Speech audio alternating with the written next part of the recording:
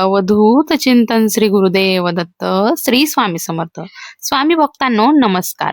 स्वामींच्या चरणी मस्तक टेकवून आपण आज एका अतिशय गूढ पण अत्यंत पवित्र विषयावर बोलणार आहोत. तुमच्या सोबत कधी असं झालं आहे का?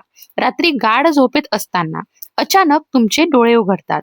घड्याळाकडे पाहिल्यावर वेळ असते पहाटेची 3, 4 किंवा 5च्या आसपास. कोणीतरी उठवल्यासारखं वाटतं. कधी लघवीची इच्छा, कधी अचानक जाग, कधी विचित्र स्वप्न आणि मनामध्ये प्रश्न उठतो, मी नेमकं याच वेळी का जागी होते? भक्त हो, प्रत्येक गोष्टीमध्ये केवळ शारीरिक कारण नसतं. कधी कधी आत्म्याला देखील संवाद साधायचा असतो आणि ब्रह्मांडाची भाषा खूप शांत असते. आवाज नसतो पण संकेत असतात.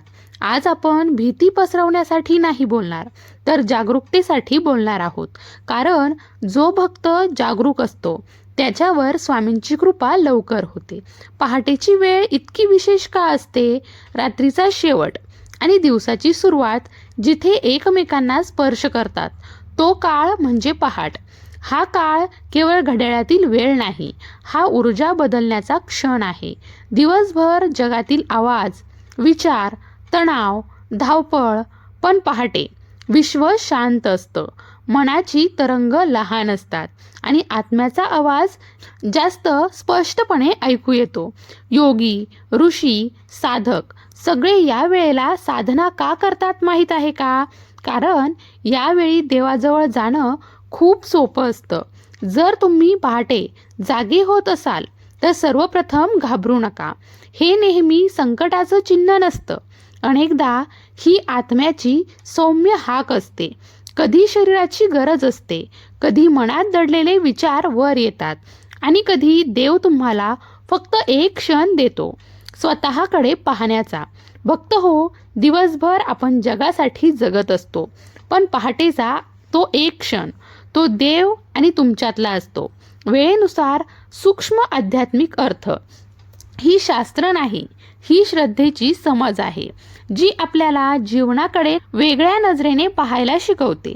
रात्री 1 ते 2च्या दरम्यान जाग येणं, या वेळेला मन जास्त संवेदनशील असतं. दिवसभर दडवलेली चिंता, भीती, विचार वर येऊ शकतात. आध्यात्मिक दृष्टिकोनातून ही वेळ मन शुद्ध करण्याची असते.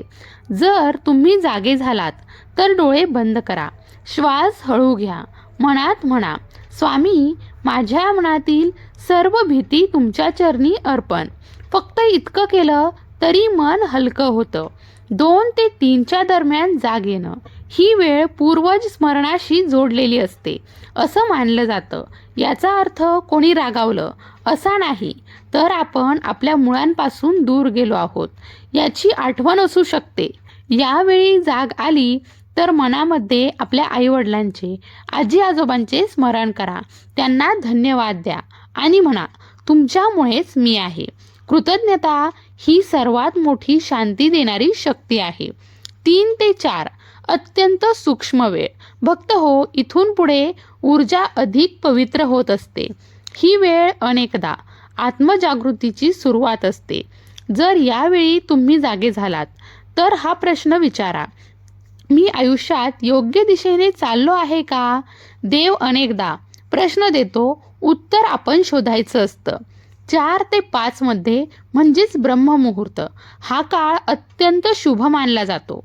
यावेळी पृथ्वीवरील कंपनं सर्वात शांत, सात्विक असतात. जर यावेळी तुमची झोप तुटली तर हा एक सुवर्ण क्षण आहे.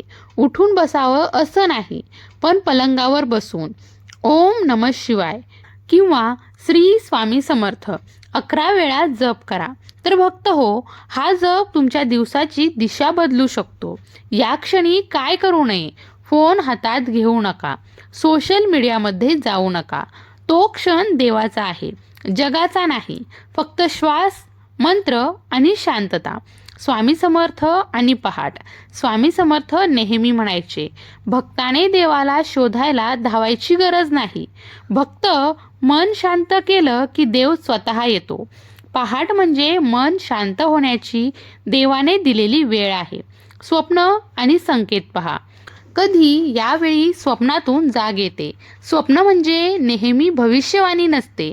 अनेकदा ती मनाची भाषा असते. पण जर स्वप्नानंतर तुम्हाला आतून हलचल वाटत असेल तर त्या दिवशी जास्त शांत राहा. जप करा. देव भीती देत नाही, तो सावध करतो, आधार देतो. भक्त हो, पहाटे जाग येणं म्हणजे संकटाची सावली नाही, तर देवाने दिलेला छोटा दरवाजा आहे आत्म्यापर्यंत जाण्याचा. स्वप्न आत्म्याची शांत भाषा. जेव्हा शरीर झोपतं तेव्हा मन मोकळं होतं आणि आत्म्याला संवाद साधण्यासाठी जागा मिळते. सर्व स्वप्न दैवी नसतात. अनेक स्वप्न ही आपल्या दिवसातील विचारांची सावली असतात. पण काही स्वप्न अशी असतात की जाग आल्यावरही मन हलत राहतं. ही स्वप्न म्हणजे सूक्ष्म संकेत असू शकतात. जसं स्वप्नामध्ये साप दिसणं, याचा अर्थ नेहमी वाईट नसतो. साप म्हणजे ऊर्जा, परिवर्तन, जुनी त्वचा सोडून नवी रूप धारण करणे. जर स्वप्नानंतर भीती वाटली तर त्या दिवशी शांत राहा. ओम नमः शिवाय किंवा श्री स्वामी समर्थ जप करा. हे मन स्थिर करतं. पाणी, नदी, पाऊस हे स्वप्नात दिसणं, ही भावना शुद्ध होण्याचं चिन्ह असू शकतं. काही जुने दुःख, राग, भार आता वाहून जाण्याच्या तयारीत असतात. त्या दिवशी कुणालाही क्षमा करा. कुणाला मनात आशीर्वाद द्या. देव, मंदिर, प्रकाश हे स्वप्नामध्ये दिसणं हे अत्यंत शुभ मानलं जातं. याचा अर्थ मनाची दिशा योग्य आहे. भक्ती वाढवण्यासाठी हा संकेत असू शकतो. त्या दिवशी शक्य असेल तर एक दिवा लावा. पहाटे जाग आल्यावर साधना कशी करावी? स्वामी भक्तांनो, ही खूप मोठी गोष्ट नाही, पण सातत्याने केल्यास जीवन बदलू शकतं. डोळे उघडले की घाई करू नका. हात जोडून म्हणा, स्वामी, आजचा दिवस तुमच्या चरणी अर्पण करते. 11 वेळा मंत्र जप करा. 5 शांत श्वास घ्या. फक्त 2 मिनटं, पण परिणाम खूप खोलवर दिसून येतील. पूर्वजांचं स्मरण करा.